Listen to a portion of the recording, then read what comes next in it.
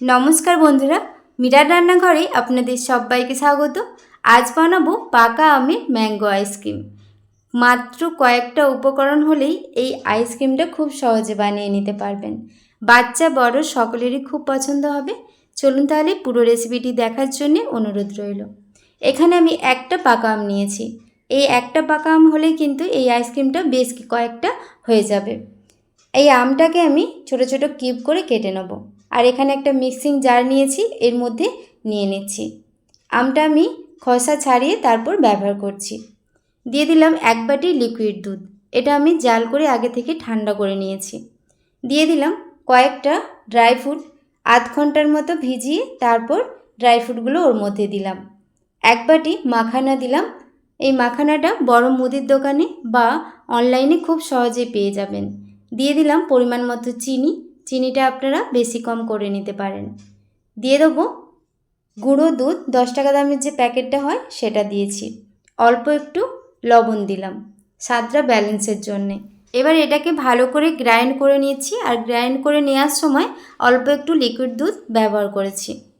এখানে আইসক্রিমটা জমিয়ে নেওয়ার জন্য কয়েকটা কফি কাপ নিয়েছি। আপনারা আইস মোল্ডও বসিয়ে নিতে পারেন বা প্লাস্টিকের যে জল খাওয়ার গ্লাস হয় তার মধ্যেও আইসক্রিমটা জমিয়ে নিতে পারেন।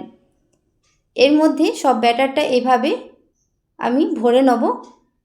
ব্যাটারটা দেখুন এরকম ঘনত্বের রাখতে হবে, একটু ঘন।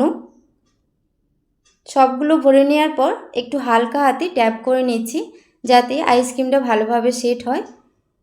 সবগুলো ট্যাপ করে নেওয়ার পর এবার কাঠি দিয়ে দেবো।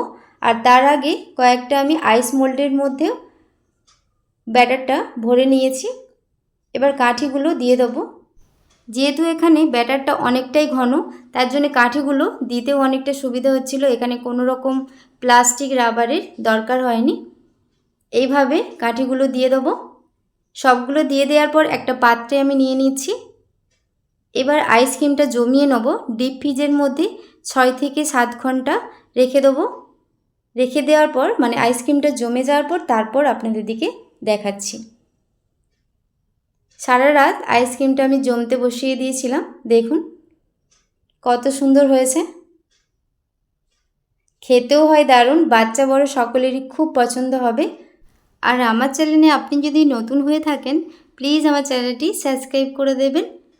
এখানে আইস মোল্ডের মধ্যে যে আইসক্রিমটা জমিয়েছিলাম দেখুন কত সুন্দর হয়েছে। খেতেও হয় দারুণ। আপনারা বাড়িতে একবার হলেও বানিয়ে দেখবেন, খুব সহজে বানানো হয়ে যায়। এবার কফি কাপের মধ্যে একটা আমি ওখান থেকে কেটে দেখাচ্ছি। দেখুন কত সুন্দর জমেছে। বাড়িতে বানাবেন। ফেসবুক পেজ থেকে যদি আপনারা দেখে থাকেন প্লিজ আমার ফেসবুক পেজটা ফলো করে পাশে থাকবেন।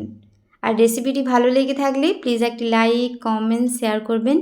সবাই ভালো থাকবেন, সুস্থ থাকবেন। ধন্যবাদ।